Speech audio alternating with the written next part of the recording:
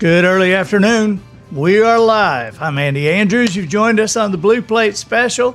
We've got a different configuration here today because of something we're going to do. We're usually looking this way. Now we're looking this way. And we got people in the studio audience. And if you're in a bad place, move. You know, I mean, get yourself where you can see. I'm looking right. There's some people are just like right behind the camera. And so don't do that. Don't spend, I mean, this Blue Plate Special only lasts 4 hours. And don't spend the whole 4 hours just, can you see? Can you really see? Okay. All right. We put all the hot tubs out today. So if you're at home, you can't see that, but our studio audience is all in hot tubs. And please, if you don't mind, no splashing. It is a bear to mop up after you guys sometimes. So just please, no splashing between tubs. All right, but feel free to turn those bubbles up. We got the sound out there for you. Jacob Ward, good afternoon. Marcy Crosser Taylor. You're in Richland, Washington. You moved? As long as you've been telling us the weather from Pasco, Washington, you have moved? Okay, all right. Joe Giles, Mississippi Joe. Joy Walker, greetings from Georgia. Glad to have you here with us. Martin Simmons. Goober says, hey, in the 92nd chapter of the Andy Griffith Rerun Watchers Club, Caleb Driscoll. Good afternoon. You finished reading The Traveler's Summit last night. Awesome. Good. That's the sequel to The Traveler's Gift. Jacob, Judy Atkinson, good afternoon. People from all over the country. I wonder if our Ecuador guy is here. Michael Aurelio, Surprise, Arizona. You live in a city called Surprise? Surprise, Arizona. That is very cool. Wanda Parsons, how are you doing? Matt Wilson, hey buddy, how are you doing? I'm sorry I couldn't eat lunch today, but glad to have you here with us online. We got a fun show, I think, today. We're going to do this is a special episode of Things I Think, and so we're going to do a little of that. We're also going to read a story to you. Some of you know we're doing the Audible version of a book I wrote called Return to Sawyerton Springs. And so we'll be doing one of those chapters, one of those stories for you. But we're going to start, we do these when we collect enough of them.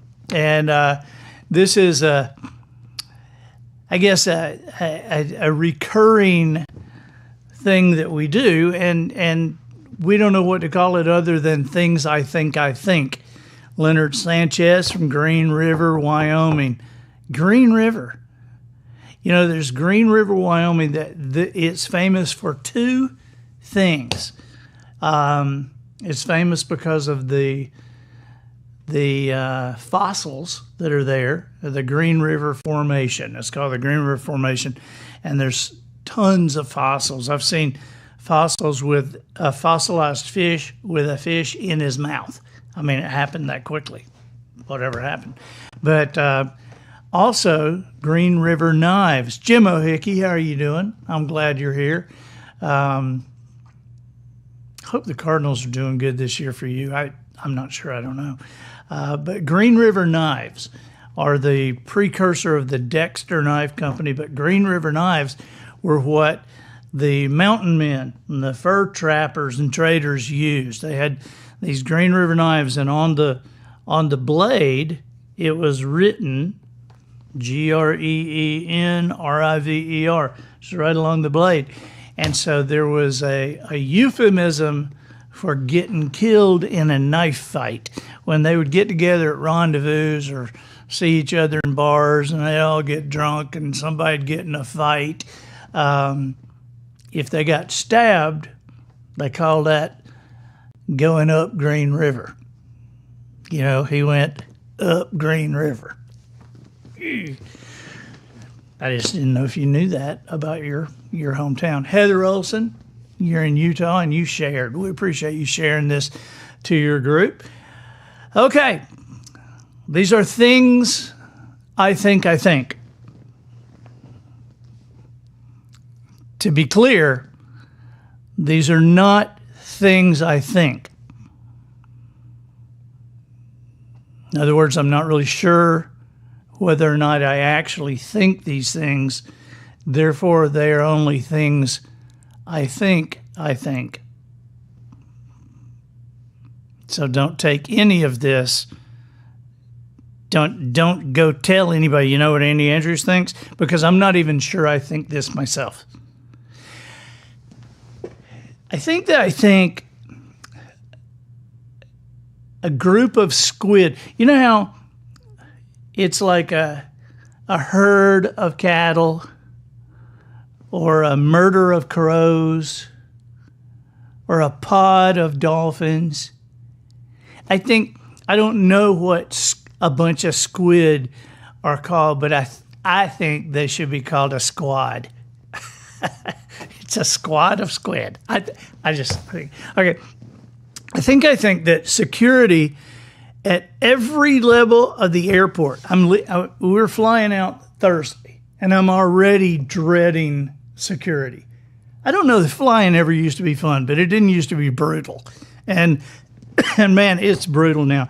But security at every level of the airport is incredibly high until you get to baggage claim. Then just take whatever you want. If you like that one better than you like yours, just take it. Nobody's going to say anything. That just seems weird to me. I also think that April Fool's Day is the only day in the year when people actually care enough if what they're reading in the newspaper is true. It's the only day that anybody actually cares if anything is true. At least it's the only day they care enough to critically examine the article.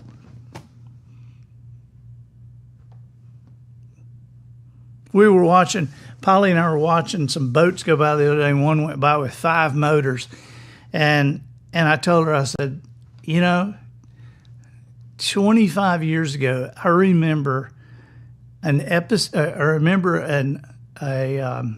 issue of Florida Sportsman. It's an outdoor magazine. And on the editorial page, they'd done this editorial about where we are headed. And they had a picture of a center console boat with 5 motors on the background and on the back. And it looked so weird. And then you realize that's the April 1st issue of Florida Sportsman. And of course now they're everywhere. I think that if humans could fly, we probably wouldn't do a lot of it. Because I think that if humans could fly, most of us would probably consider it exercise and just not do it. We just wouldn't do it.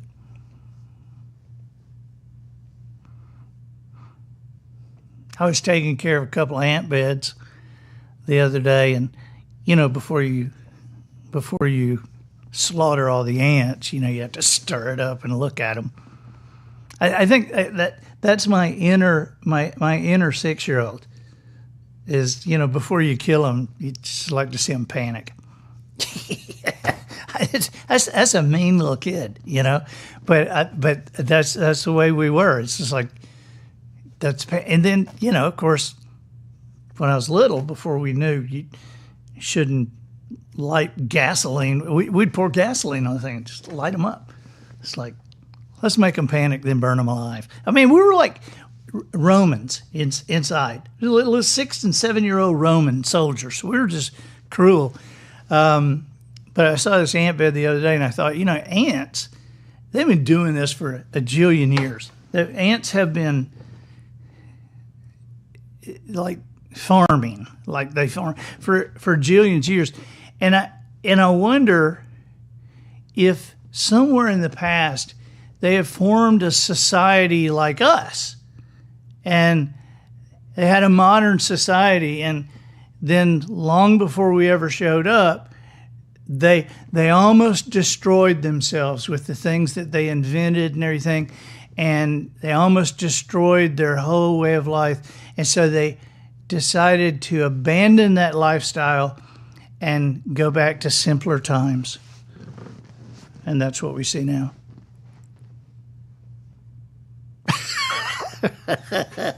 That's pretty ridiculous, isn't it? People say sometimes, how does your brain work? I don't know, but it's something I heard from my mom and daddy all the time growing up. I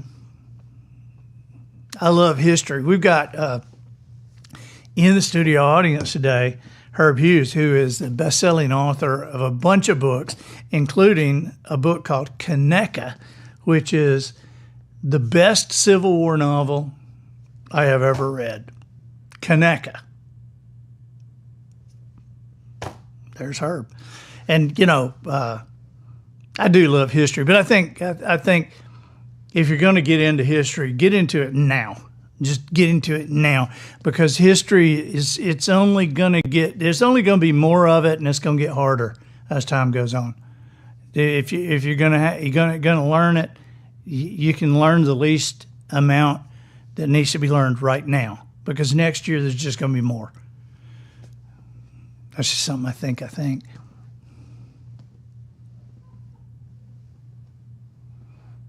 I think a lot about inspiring people to do more. And I think that if we used a 24-hour clock and it went from 24, if it ran backwards, if it ran from 24 to 23 and then to 12 and then to 5 hours and then 4 and then 3 and 2 and 1 and then 60 seconds and then 35 seconds and down to 7, 6, 5, 4, 3, 2, 1. I think if we had a clock like that, we'd probably get a lot more done. I think I'd be watching the ooh. I read, Herb, do you know, you're a big history guy. Do you know about in the 1700s and the early 1800s, all the vampire panics in the American colonies? It became this. It was like people scared of vampires, and I think that the vampire panics in the Western world, I think they were all just developed as a marketing ploy to sell more garlic.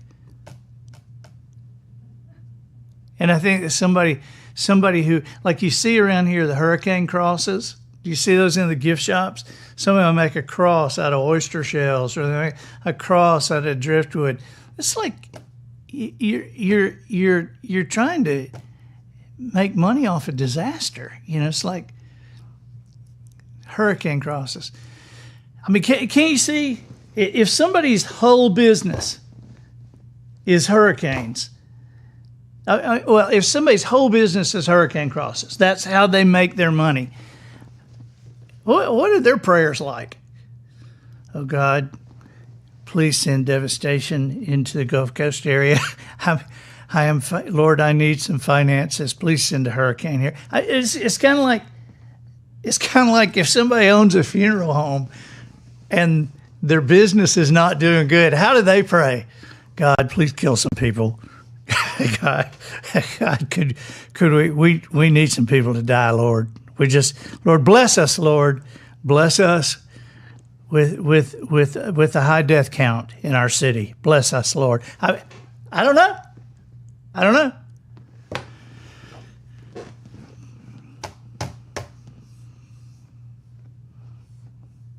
When I was in high school in Columbus, Mississippi, there was a store, and it was called Brian's Records and Pets. And so I was always fascinated by finding stores or things that had multiple, we stopped at one somewhere in Kentucky that was somebody's bait shop and Elvis museum. But my favorite one was in Birmingham, Alabama, and it was in downtown Birmingham. This was before we had cameras on our phone, or I'd have a picture of this. But it was Edna's Beauty Supplies and Chainsaw Repair. That is my favorite one. And I think that if you look at national products, Yamaha is probably, that's number one, because they're probably, I would think they're the best piano, motorcycle, boat motor company ever. Remember when malls were a big thing and there would be piano stores in malls? You remember that? I always thought that was so stupid, to have a piano store in a mall. And if you walked by there was never anybody. I mean, you'd see the salesperson, but there's never anybody in there. Never. And I always thought, who thought that was a good idea? Who thought somebody would be going, hey, while we're in the mall, let's get a piano. God. Here's something I think that on the periodic table, remember the periodic table from high school? I think that on the periodic table, unobtainium is right after hard-to-getium.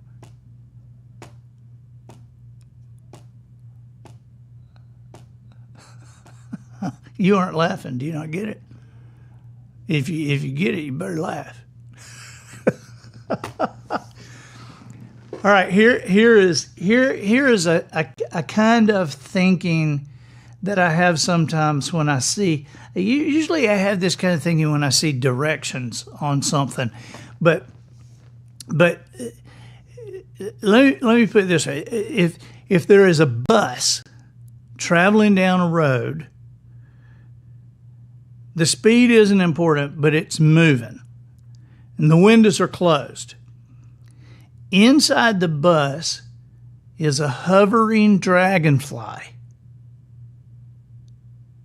So is that dragonfly going to keep going and stay in that same place in the bus?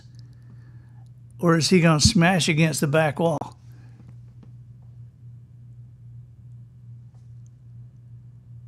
I mean, I don't know. It's just like have you seen the 12-hour cold tablets? These are by like Alka-Seltzer Plus but they're the 12-hour, the 2 tablets, and it's 12-hour. Okay, so if you take one of them, is it half as powerful for 12 hours, or does it only work for 6 hours?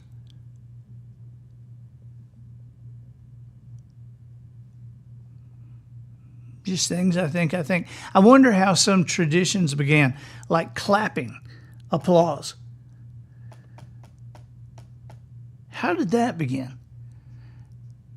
I mean, how would we say, I'm going to show my approval by hitting myself repeatedly? I'm just going to sit here and I'm going to just hit myself over and over again. And that will mean I like you. You're great. And the longer I hit myself, the more I like you. I don't get that. I think that being scared. You ever been scared to look at your bank account balance? I think that being scared to look at your bank account balance is the adult equivalent of being scared to look at your report card. It's like, oh, I don't know. Oh.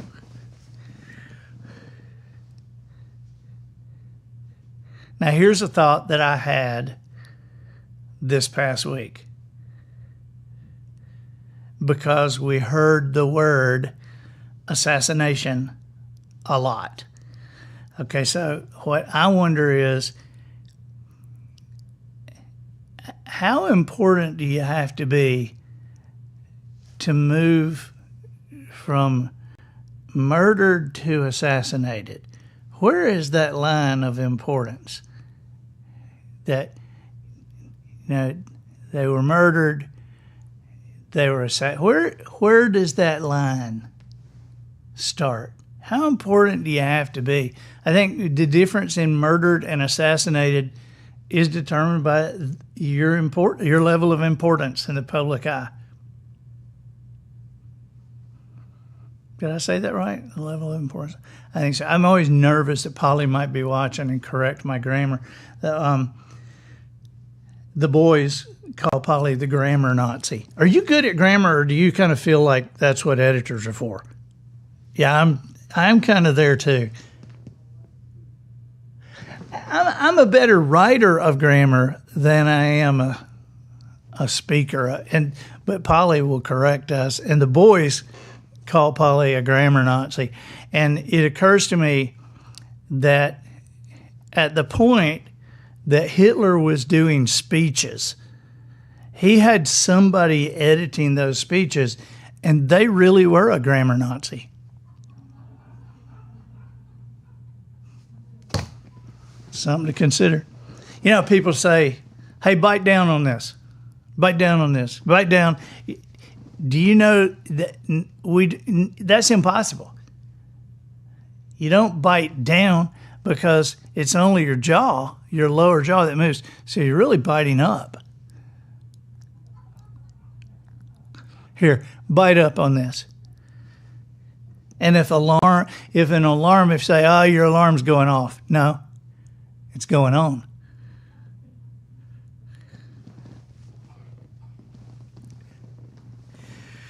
How about this? If you're in the military, federal taxes pay your salary. But when you get your paycheck, if you'll notice, federal taxes are withheld. That just seems odd to me. I have also wondered, I've never lived where there was a lot of snow. But I have friends who send me pictures of snow. And when the snow melts, it seems to be just gone. And sometimes there's a lot of water. And when you see a mountain stream, and they say that is snow melt. It's cold because that's snow melt. Okay. How about this? When the snow melts, where does the white go?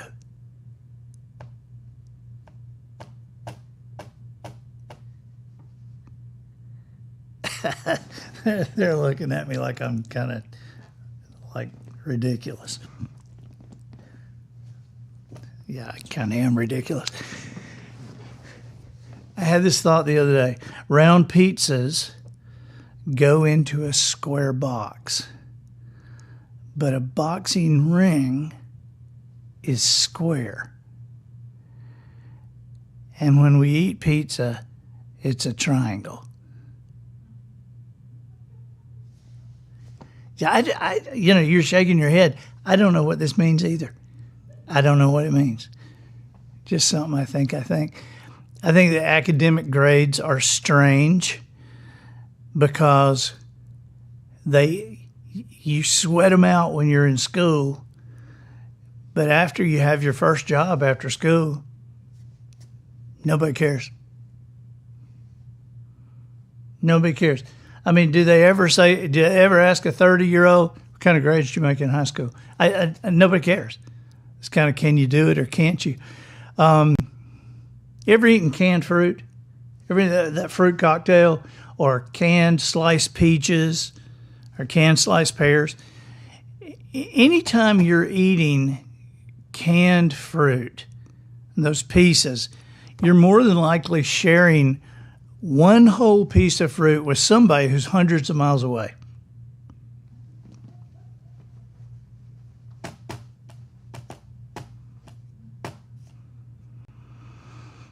I think that the richest person on earth is also technically the richest person in the universe. Because when we're talking about the richest person on earth, we are talking about earth dollars. And there's no way for intergalactic species to obtain earth dollars. So if you're the richest person on earth, you're also the richest person in the universe. I'm just saying. Okay, so here's the weirdest one. This is the last one. And I saved the weirdest for last so that she can just like stare at me like, oh my God, who married you? All right. You ready? What if, now just consider this. Herb will get me on this because Herb's a writer. He's got this imagination, this crazy. All right, so stay with me on this. What if every bit of the outer space that we have explored so far is really just trapped inside a jar that's on some alien kid's bookshelf? And it's on his bookshelf because he got a C- for it at the science fair. And so he just put it on the bookshelf. And before long, everything in the jar, starting with the earth, is going to start to go bad. And that alien kid's mom's going to come in and say, Zeldak, that's his name, I think.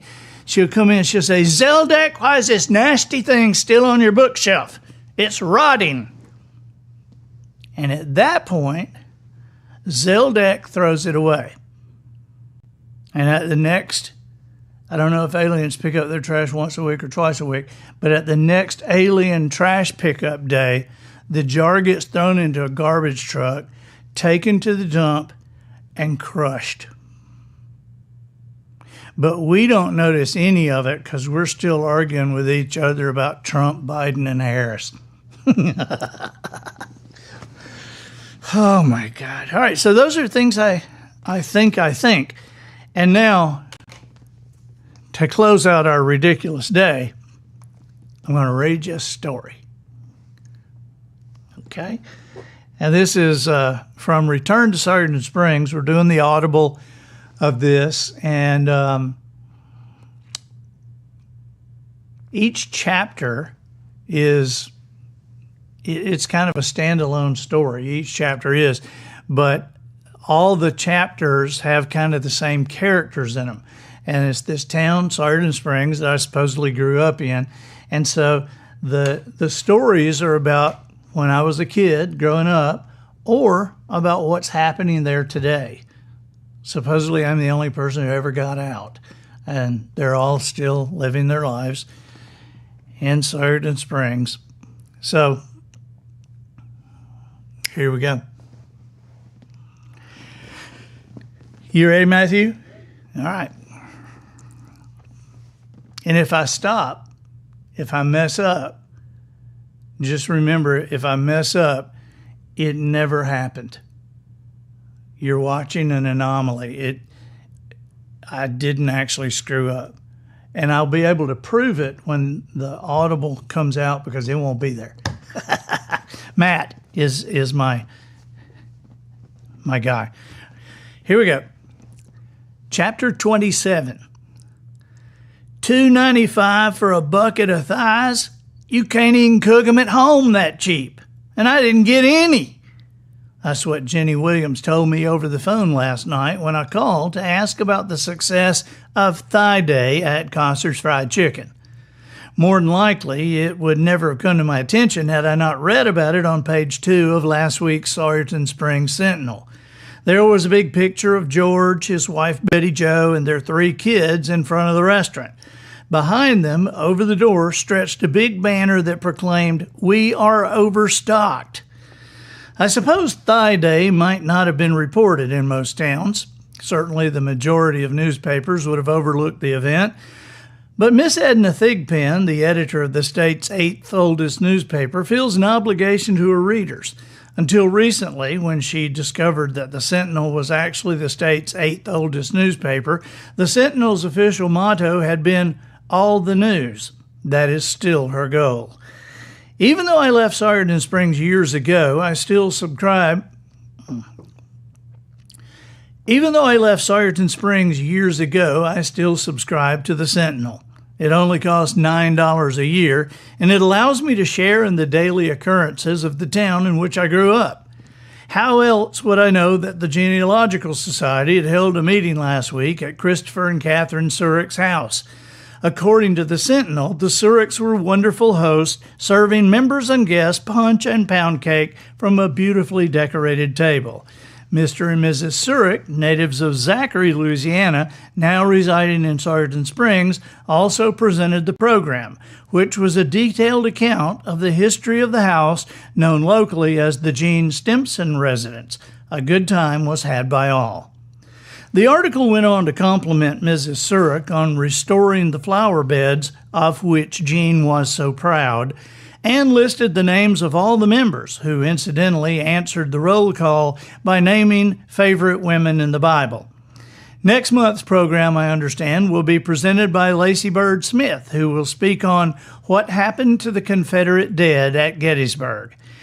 The Sentinel has been owned and operated by Miss Edna since she took over her...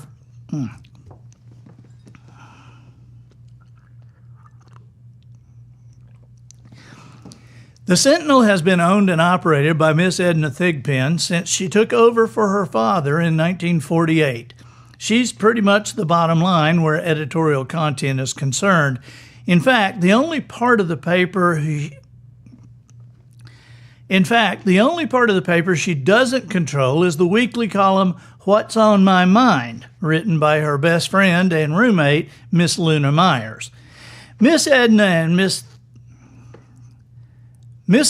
Miss Luna have lived together since they both turned 60, and it became apparent that neither would ever marry. Both are tall, thin, and have short, jet black hair, which at a glance has quite obviously dyed. They are both 83 years old, and despite their age, show no signs of slowing down.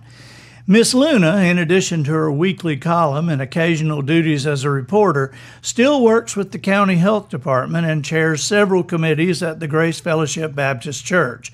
Miss Edna, however, is a different story. The newspaper is her life. She writes the articles, takes the pictures, and sells the advertising. On Thursday evening, she even stands over the boys from the high school shop class as they run her ancient printing press. The Sentinel hits the streets early Friday morning and has usually been read by everyone in town by lunch. Week after week, Miss Edna provides Sawyerton Springs with something to talk about. Usually what they talk about are the mistakes they found in that week's edition. Nobody really minds. After all, she's 83, they'll say. Bless her heart. Finding the mistakes has become a pastime for most of the townsfolk. Rather than mentioning the errors directly, that would be disrespectful to Miss Edna, most people simply slide them into their conversations.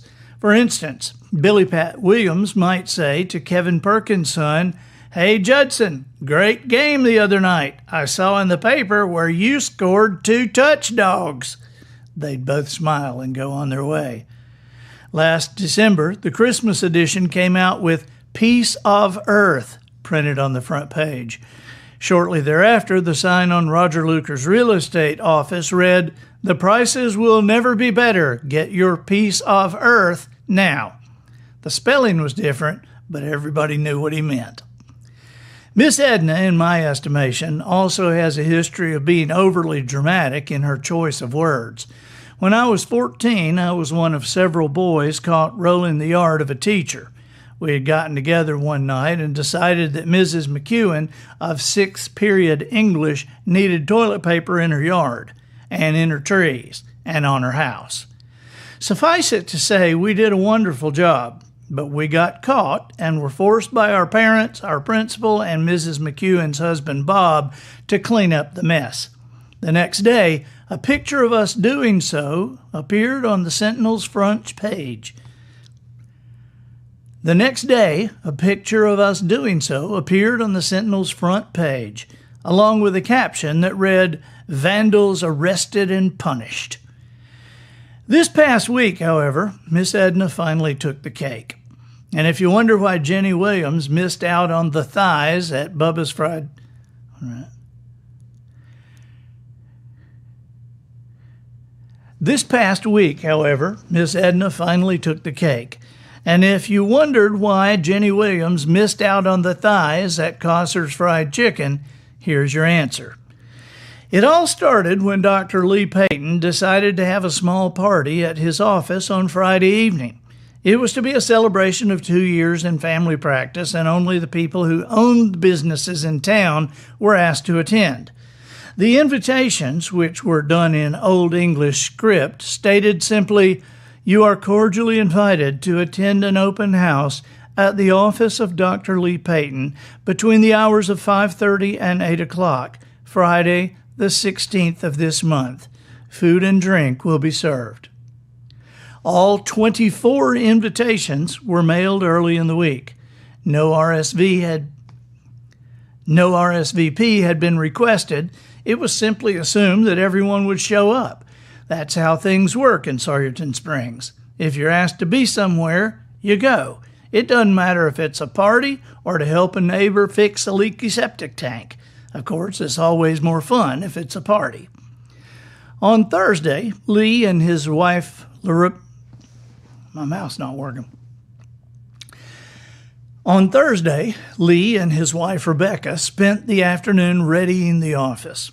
It wasn't so much that Rebecca wanted to decorate, she just wanted certain things out of sight. "For gosh sakes, Lee," she said as she rolled her eyes, "people are going to be eating and drinking. They don't want to be staring at an exhibit of what happens to an ear if you don't wash it." Down also came the smoker's lung poster and the photographic enlargement of an ingrown toenail. Together, they moved an examining table into the lobby. Lee began to cover it with a sheet, but one look from Rebecca told him he'd better get the tablecloth from home like she'd told him to do earlier. The menu was set. Pimento cheese sandwiches cut into small triangles, chicken salad sandwiches cut into small squares, and tuna fish on rye sandwiches cut into fingers. Mixed nuts, apple tarts, and vanilla wafers were also to be served. Rebecca had already made the sandwiches and stored them in the refrigerator. The nuts, tarts, and wafers, along with cokes and coffee, were to be picked up from Norman's Groceteria about 3 o'clock the next day. Friday morning, Lee and Rebecca slept late. This being Lee's normal day off, the clinic wasn't open, and what with the party later that afternoon, they figured they needed the rest. In any case, neither of them so much as went outside until it was time to go by Norman's, so neither of them saw the Sentinel. It wasn't until about 10 minutes after 5 o'clock when Lee strolled outside the office. "I'm going to make sure the yard is clean," he said to his wife as the door shut behind him. Actually, he knew the yard was clean, but darn it, she was making him nervous. "Watch where you sit. Don't touch the apple tarts." Good grief. Geez Louise, he thought as he grabbed the paper on the way out. This is just a little get-together. It's not like when we're having... Geez Louise, he thought as he grabbed the paper on the way out. This is just a little get-together. It's not like we're having the whole town for supper. Lee chuckled as he broke the rubber band and opened the Sentinel. Suddenly his face went white. There on the front page, above the fold, was the invitation to the open house. His jaw dropped as he tried to comprehend what he was seeing. Evidently, Miss Edna Thigpen of the Sawyerton Springs Sentinel, the state's 8th oldest newspaper, believing that everyone else got an invitation too, reprinted it verbatim. She even included a story about proper dress on such an occasion. "Geez Louise," Lee said as he dropped the paper and bolted for the door. "We are having the whole town for supper, and they're all going to be here in about 5 minutes. Actually, it took about 30 minutes for the town to get there. The food was gone in 5, though. About 400 people actually showed up, and all of them were hungry. Lee had already given Rebecca a sedative and was about to take one himself when he had an idea. George. Yes, that might do it, he thought. George Cosser had told him yesterday that he and Betty would be late to the party because he would be frying thighs. Anticipating an early rush the next morning, George was cooking in advance.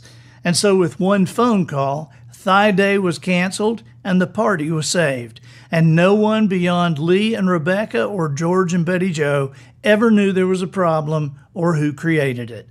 As for Miss Edna, she was never told what happened. Despite the fact that she reviewed the party and made derogatory comments about serving the dark meat of a chicken, neither Lee nor Rebecca ever said a word.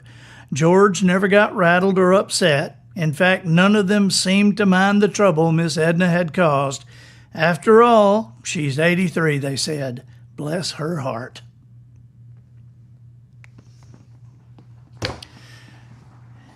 All right. Thank you guys for being with us today. We appreciate you coming in and hanging out and laughing and not saying out loud what you think about me and my brain. But we appreciate you guys all being with us too. And I will be out next week. So we're having a break from I'm leaving Thursday. So Thursday, Tuesday, and Thursday, you're going to have to find something else to do for lunch. But don't forget us, because we'll be back. Bye-bye.